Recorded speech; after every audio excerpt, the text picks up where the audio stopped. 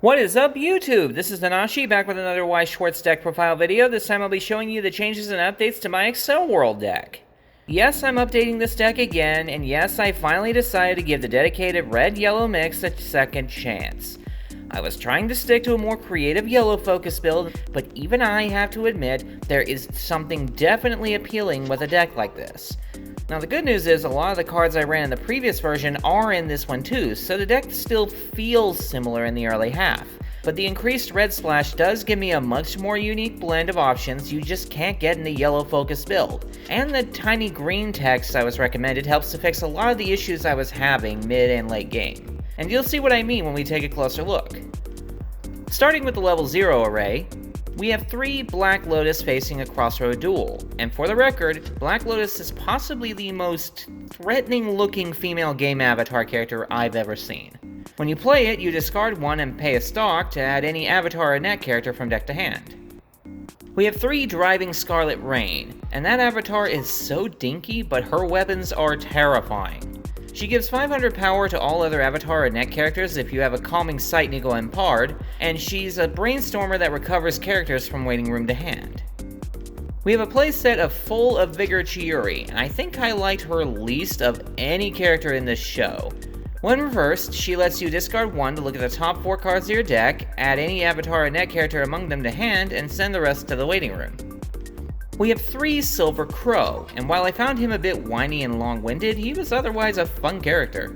At the start of your opponent's attack phase, you can send the top card of your deck to the waiting room, and if it's an avatar or net character, he can move to any open front row space. And we have 3 Summer Festival Utai, movie-only character in the anime, but her story in the manga is brutal. When you play her, you can send the top 3 cards of your deck to the waiting room for free, and she's also a suicider if she loses in battle to anything level 0 or lower. Next is the level 1 array. We have 3 Calming Sight Nico and Pard, and I think Pard here wins best girl in this show for me. She gives all other avatar and net characters 500 power, and if you use an Accelerate ability, she gifts one character the ability to pay a stock and move a character from waiting room to hand when that character reverses something in battle. We have 3 Dress Fluttering in the Wind Kuriyuki Hime, one of your 2 frontline brawlers. When you play her, she gains 500 for the turn for each avatar and net character you control, including herself. And she also has an Accelerate ability that gives her 1000 more power for the turn, and if she reverses a character in battle, also lets you look at the top 4 cards of your deck, move an avatar or net character among them to hand, and send the rest to the waiting room. We have a pair of Uneasy Feeling Kuriyuki Hime, and she is very integral to keeping your front line alive. She's a counter character that can discard herself to give a battling character 1000 power, and then another 1000 on top with a separate ability. And we have a playset of Winter's Day Nico. Don't let that image fool you, she has hilarious small angry energy. While you have Calming Sight's Nico and Pard, she gains 500 for each character you control. When you play her, she lets you look at the top card of your deck and either put it back on top or send it to the waiting room. And her Accelerate ability gives her an extra level for the turn, and lets her move a character from waiting room to hand when she reverses something in battle. Next is the level 2 array. We have 1 A Scene in the Summer Kuriyuki Hime, and she is vital to your early play strat. She's a counter character that discards herself and pays a stock to give a battling character 2500 power, and if you pay 2 additional stocks, she also lets you shuffle your waiting room into your deck. We have 2 A Scene in the Summer Pard, and once again, best girl. She gives all level 3 or higher characters in front of her 2000 power, and when you play her, she has a bond ability that lets you discard 1 card to recover competitive Scarlet Rain from waiting room to hand. And we have a pair of One Who Never Looks Back Ash Roller. I adore his character, I think he is hilarious as a counterpart to Haruyuki, and he might be my favorite character in this whole show.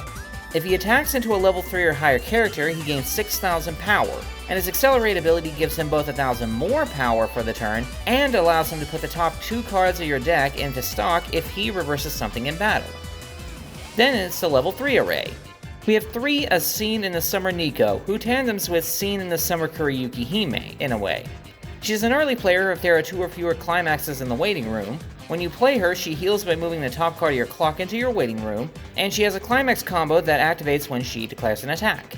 She moves any character in the waiting room to your hand, gains 1,000 power for the turn, and during that turn, anything she reverses in battle goes to the top of the deck instead of the waiting room. We have a play set of Bond of the Accelerated World Kuroyuki Hime, one half of this deck's ultimate finisher. When you play her, she heals by moving the top card of your clock into your waiting room, and she has a Climax combo that gives both herself and one other character 1,500 power each. Plus, if either of their battle damage is cancelled, you can send the top card of your deck to the waiting room and deal damage to the opponent equal to that card's level. And we have a pair of competitive Scarlet Rain, the main target for Kuroyuki Hime's shared ability. She gains 1,000 power times the level of whatever character she is facing, and when she attacks, she reveals the top card of the deck and deals damage equal to its level, then puts it back on top. Finally, we have the Climax Cards. First is a playset of Having Fun in the Summer. When you play it from hand, it gives all characters 1,000 power and a soul, but if it's triggered for an attack check, it lets you move any character in your waiting room to your hand. And we have a playset of, and I need to be careful when I pronounce this, Nega Nebulous. When you play it from hand, it gives all the characters 1,000 power and a soul, but if it's triggered for an attack check, it adds 1 soul to the attack and lets you choose one opponent's character to return to the hand. And that is the deck. This version of the deck still uses the same level 1 accelerate abilities as before, but more so like a substitute for early level climax combos, and playing it like this is a lot safer than playing both accelerates and a climax combo at level 1 like I was doing.